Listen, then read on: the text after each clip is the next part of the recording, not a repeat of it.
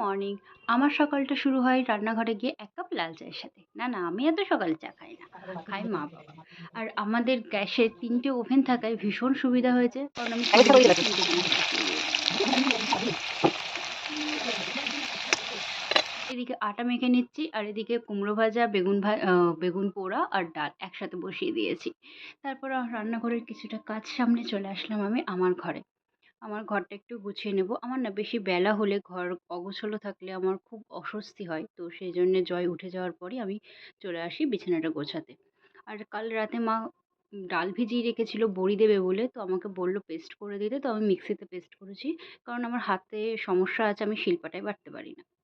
এই দেখো বড়ি দিয়েছে মা, দিয়ে মশারি টাঙিয়ে দিয়েছে যাতে এই যে এনারা কিছু করতে না পারে। বেশ কোথায় কোথায় সব বসে আছে। এই যে ডাল বেটে দিয়েছিলাম ওকে, সেই বড়ি দিয়ে রেখেছে। তোমরা কাদের বাড়িতে বড়ি দাও?